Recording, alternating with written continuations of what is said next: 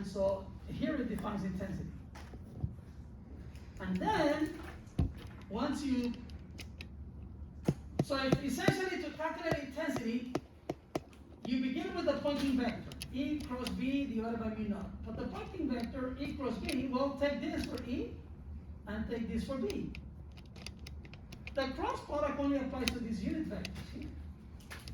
And the cosine times the cosine gives you the cosine squared. That's why we're interested in the average value of the cosine squared.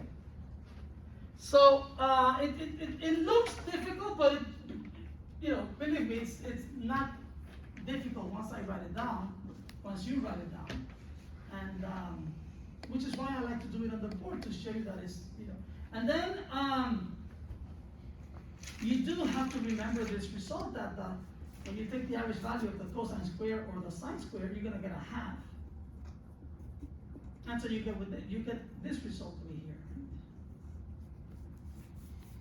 With a 2. That 2 came from the 1/2. And then you can express, then if you take the magnitude of this cross product over here, that's the intensity. And you can write down the intensity in various ways. You can write it down in terms of the electric field amplitude, the magnetic field amplitude, or since the magnetic field amplitude is the electric field amplitude divided by C, you can express it in terms of the square of the electric field amplitude, or in terms of the square of the magnetic field amplitude. So you can, there are various expressions. A lot of this is just plug and chug, so it turns out to be simple. The challenge that people encounter is with this.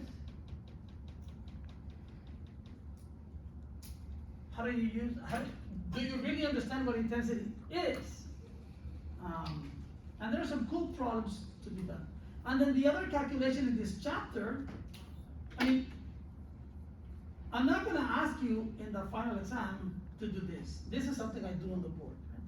That's just a mathematical thing, right? So I want you to learn how to answer questions using these formulas. But then I give you those formulas too in the final exam. So, I just want you to understand what intensity is and how to answer questions related to it. And then what about energy density? The energy per unit volume.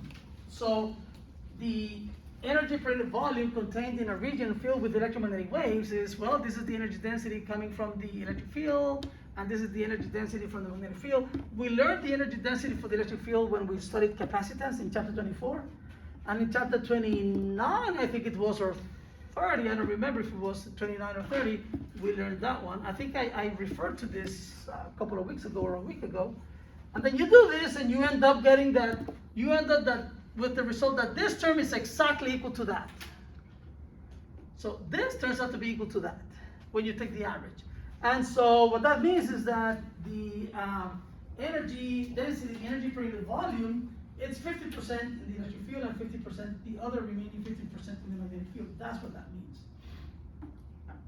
And you get some expressions relating the energy per unit volume in the electromagnetic wave to the intensity and to the speed with which the wave is traveling. And then this is just, tells you something about the electromagnetic waves. The speed of propagation is the wavelength times the frequency. Radio waves, if you want to have an idea, like if I tell you over here, for example, like in this problem, right? Boom, you calculate the wavelength, and that's 3.14 meters. So is that a red beam of light? Is that a blue beam of light? Is that X-rays? Is that gamma rays? Is that an infrared? What is that? Well, if the wavelength is greater than 1/3 of a meter, it's a radio wave. So I saw that number, I didn't say it, but I saw that number is more than 1/3 of a meter, it's a radio wave. If it's between 1/3 of a meter and a millimeter, which is this, then it's a microwave. So a millimeter, you know what a millimeter is, and 1/3 of a meter is like this. So if the wavelength is, up to down to there, it's a microwave, like the ones that are used to heat up your food.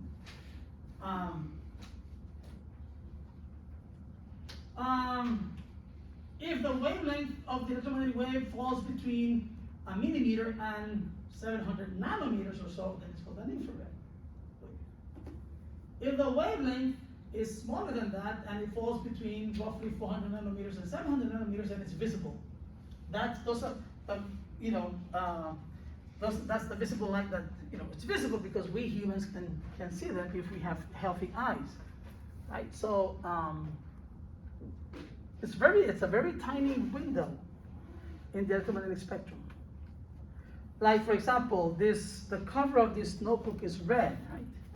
So the reason why it's red is because we have white light made in these lamps. White light is really the combination of all the colors in the visible spectrum.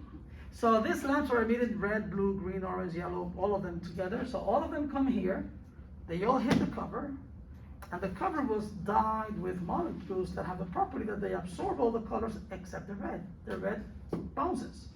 And the red bounces and goes into my eyes, and the wavelength is around 700, like between 600 and 700 nanometers. And I see it as red. This cap is blue, right? So there's visible light coming in, white light coming in from those lamps, through the windows also, right? And the white light hits it, and then this cap absorbs all the colors except the blue. The blue is reflected. And then the blue light goes into my eyes, and I see it as blue because the wavelength of that is around 490 or so nanometers. That's blue. You just change the wavelength a little bit and I'll see it as yellow. Change it a little bit, I'll see it as green. Changing a little bit, I'll see it as red, orange, violet. And you change it a little bit, you throw it into a wavelength greater than 700 nanometers, and then I don't see it because it's infrared. Or if it's smaller, shorter, if the wavelength is shorter than 400 nanometers, then I don't see it. It's ultraviolet. By just stretching the wave in wavelength, we perceive it as a different color. Or we just don't even see it at all. Right? It's just a tiny window of wavelength of electromagnetic waves that we can see. Outside of that, radio waves, we don't see radio waves. We don't see microwaves. We don't see ultraviolet waves. We don't see X-rays. Right? It's like when you go to the doctor and they put you against, okay, stand over here. Then zzz, you don't see the thing coming at you, right? You don't see the waves. Yes? Should we memorize those intervals? No. I mean, it's good to have an idea of what the range is for a wavelength. Because it shows up again. When you take Physics 285 or the equivalent of Physics 285, then you spend a few chapters on optics, and then you'll talk about this wavelength and that wavelength, and then it's good to to have a sense of what color a wavelength is. And there's an experiment that you do where you actually in Physics 285 using a spectrometer that picks up the light from a white lamp that we give you. And then you say, from here to here I see it as green, from here to there I see it as red, from here to there I see it as blue, and so on. Right? But it's just good to have an idea, at least the range, from about 400 to about 700 nanometers is what the visible range of the electromagnetic spectrum falls into. So there are just some other, here it is. If these are the electromagnetic waves, right? In wavelength from these values, look, that's 30 kilometers right there. Radio waves are long, more longer than a third of a meter. So radio waves can be, kilometers, miles long. At the other end of the spectrum, when the wavelength is the shortest, right, they're called gamma rays. Notice this interesting feature over here. X-rays extend from here to here, right? But, suppose there's an electromagnetic wave coming in, and I put my detector, and I pick it up and I detect it, right? And I measure its wavelength to be here. So would I call it an X-ray or would I call it a gamma ray?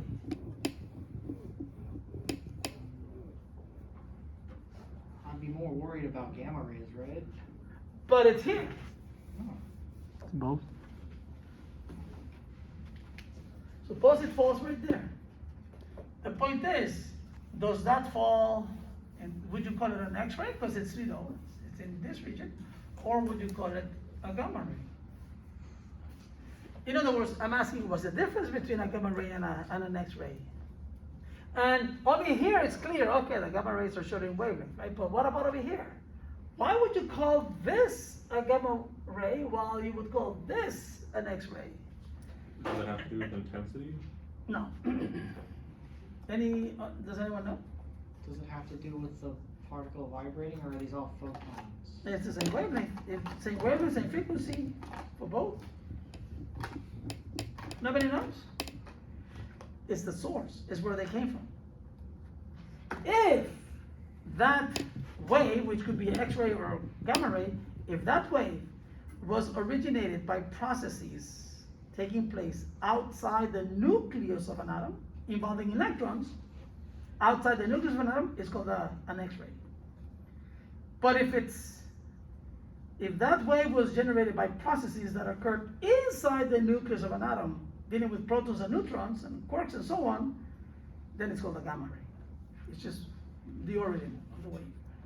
So if it's coming to me from outer space, I don't really know what produced it, then it's just a wave, right? It's so much wavelength.